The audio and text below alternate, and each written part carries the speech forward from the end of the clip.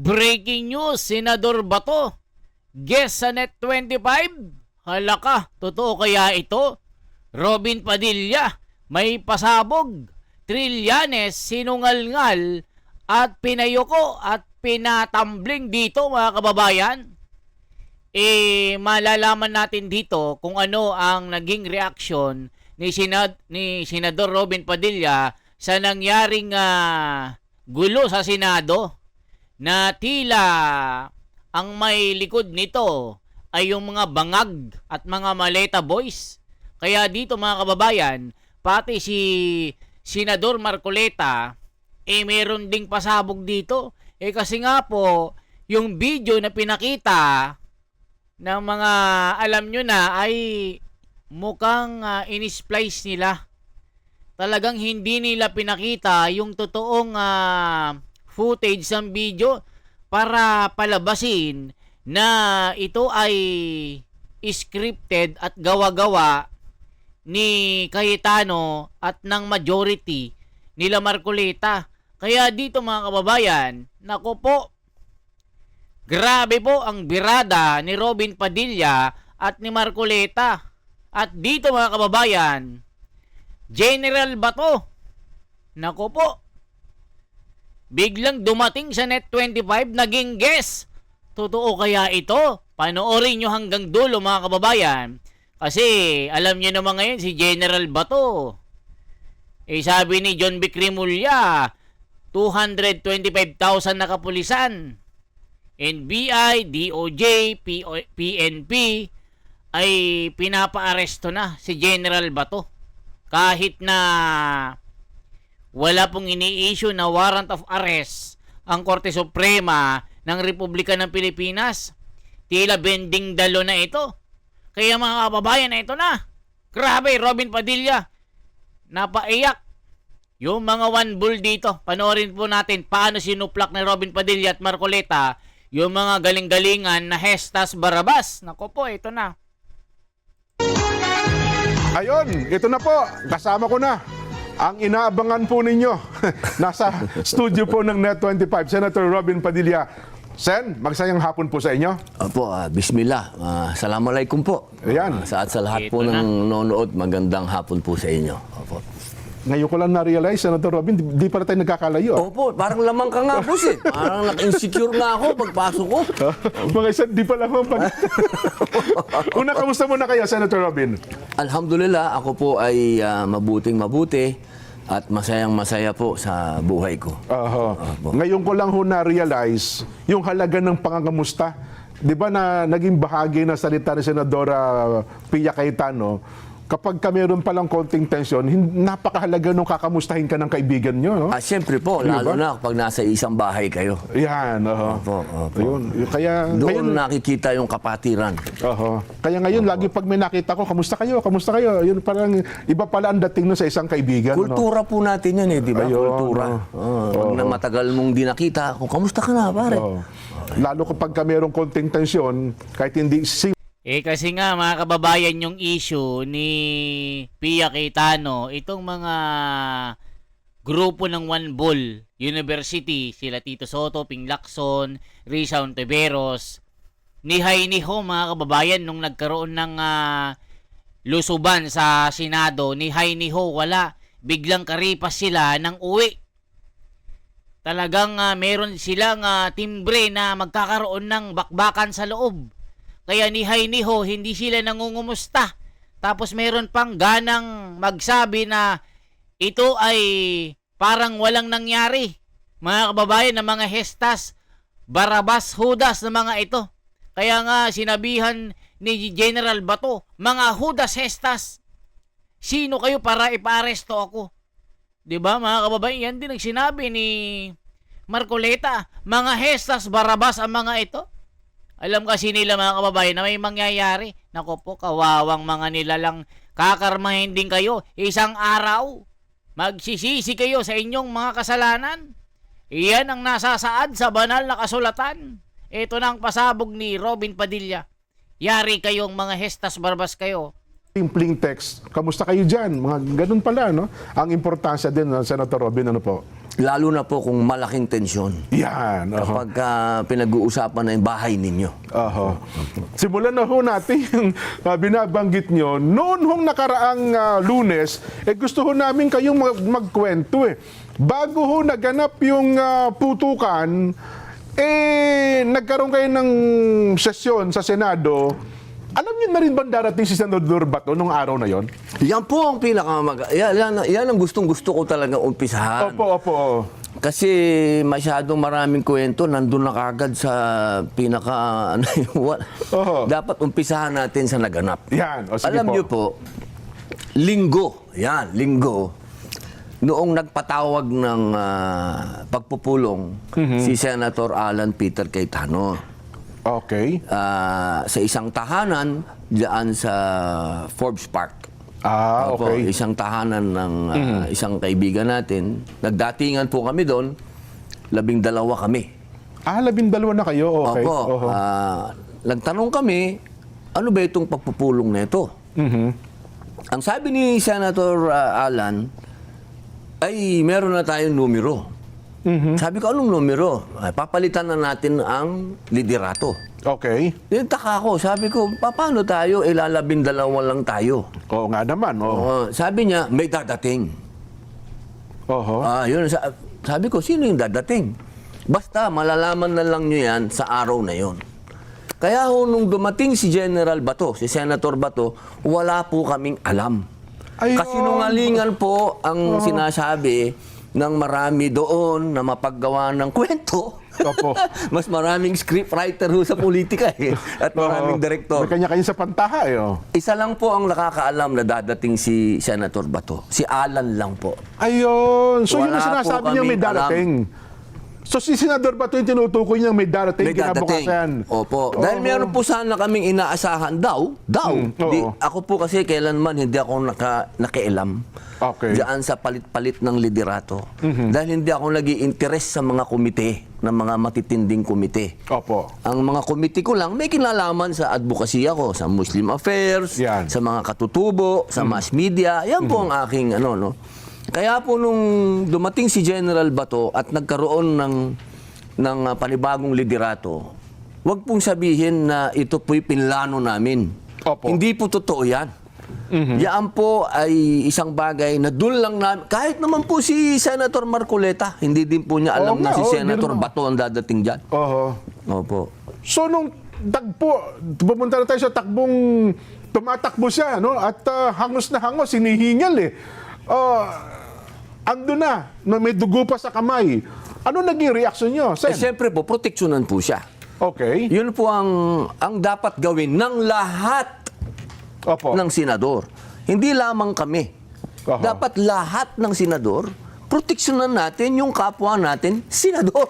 Kapwa natin yan. Ihiwalay muna natin yung politika. Kahit na magkakalaban sa politika, kahit tama na kayo.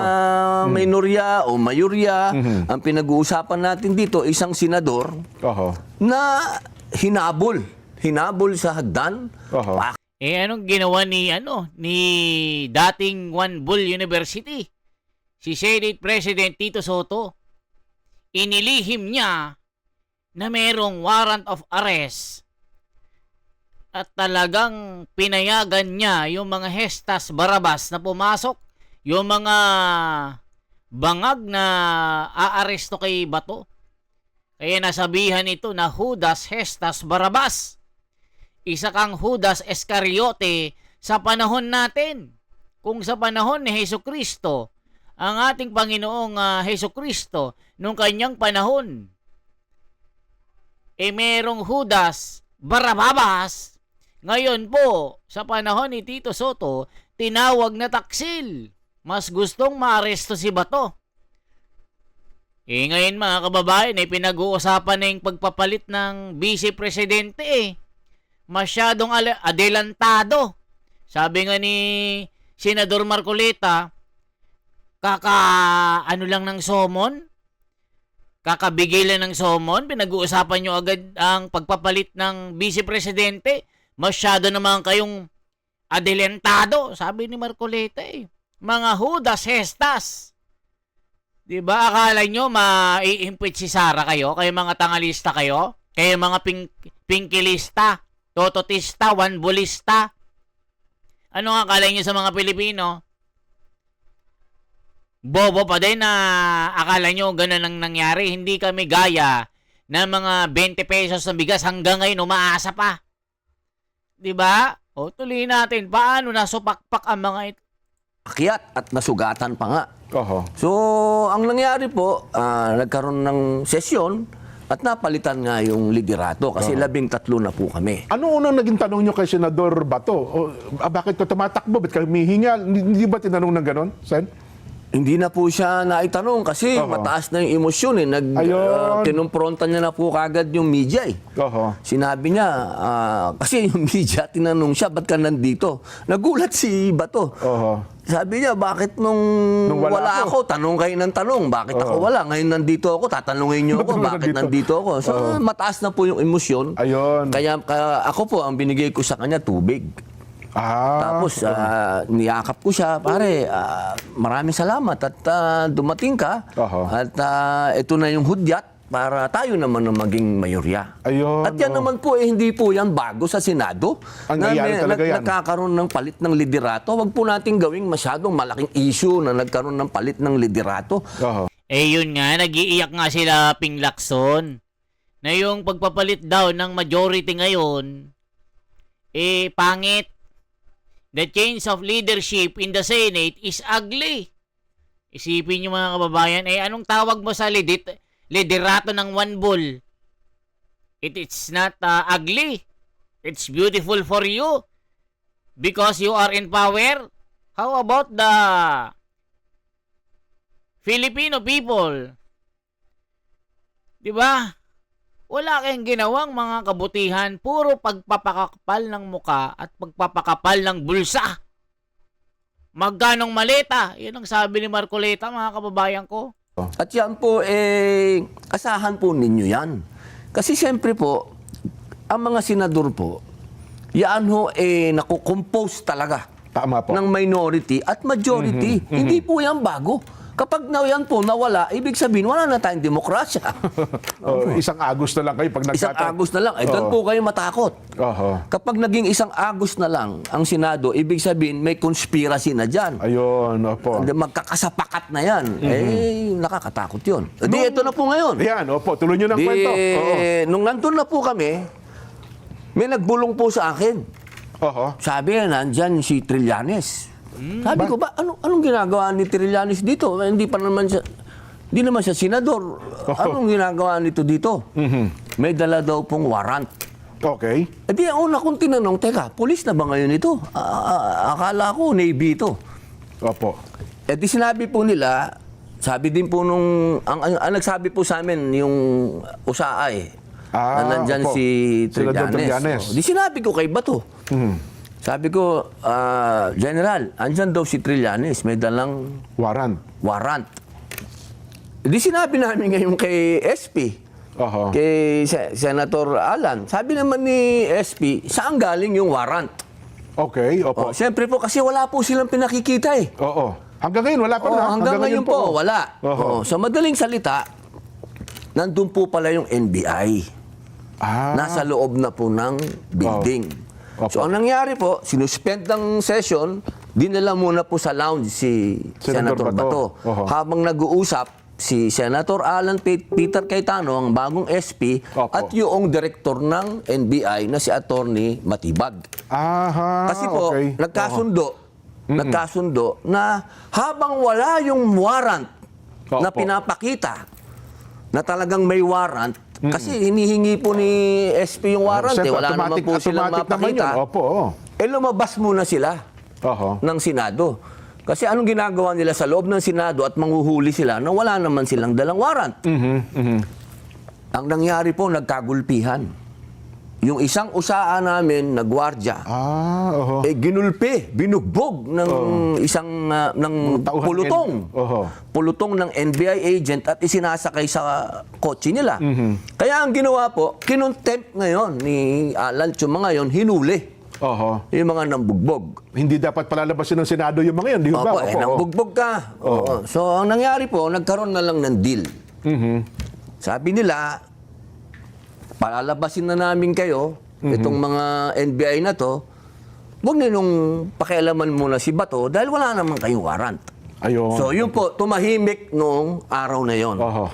Bandang gabi na po ata yun. Opo, gabi na po yun. Oho. Nagkaroon na po ng kapayapaan nung gabi na yun. Yung gabi na yun. Opo, si General Bato, si Senator Bato, natulog po sa Senado. Doon, nag-overnight, Kasama yes. ko po. Hindi po kami magkatabi, Baka akala nyo, magkatabi kami. Opo, hindi po.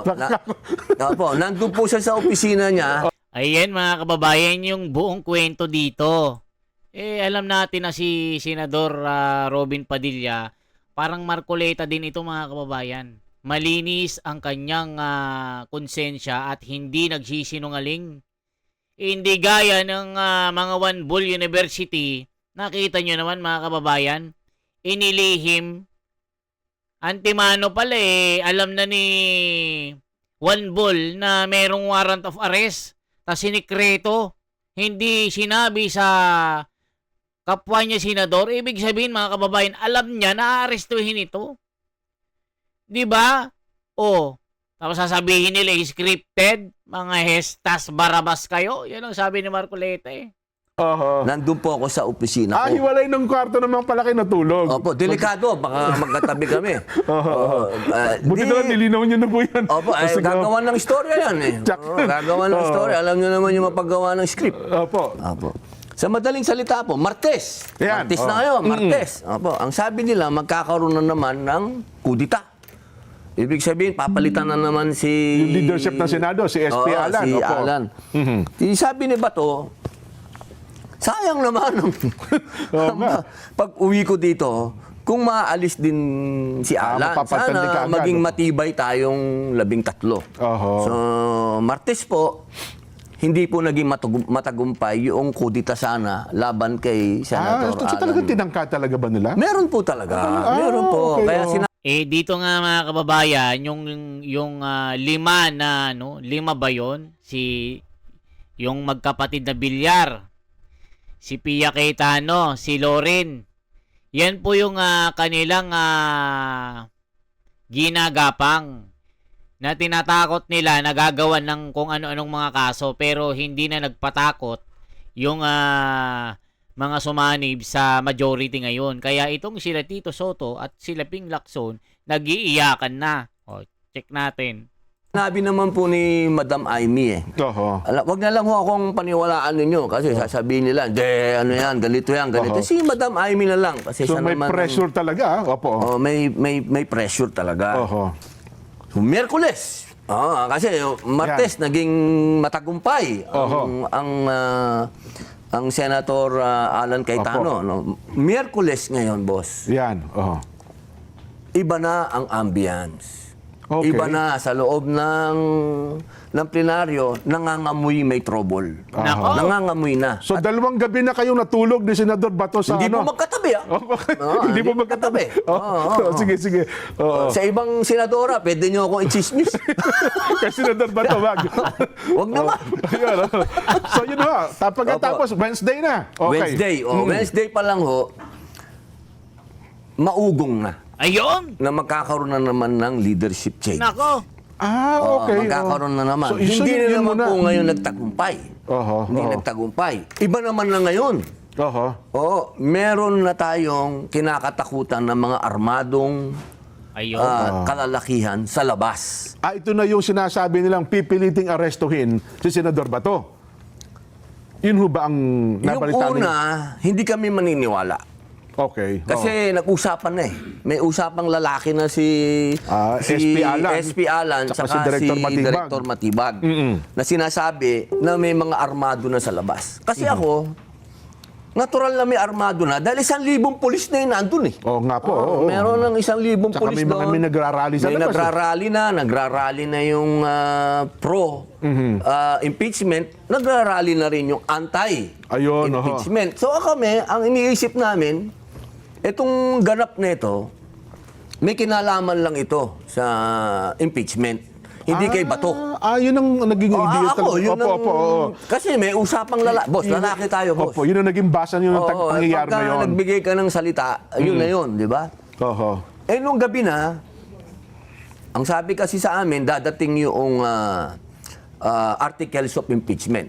Opo, Oh, tama, kaya tama. ang sabi sa amin ni SP Alan, huwag kayong umalis. Oho. Dito lang kayo sa opisina ko. Oho. Kasi tatanggapin natin yung articles of impeachment. Ayun.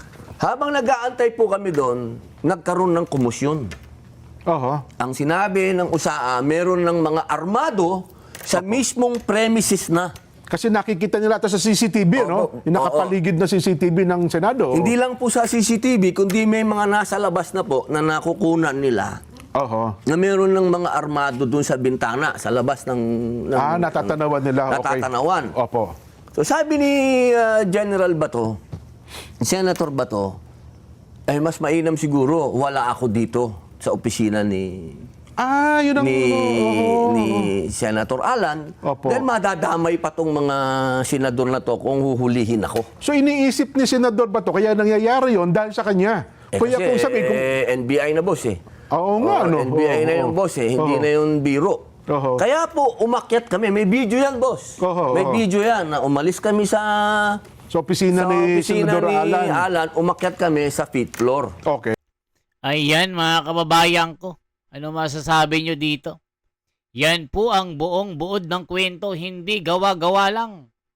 Kaya itong mga one bull na ito, sila Trillanes, sila Tito Soto, na walang ginawa kundi bigyan po ng kaguluhan at hindi nila maamin ang pagpalit ng kanilang liderato, iyak na kayo.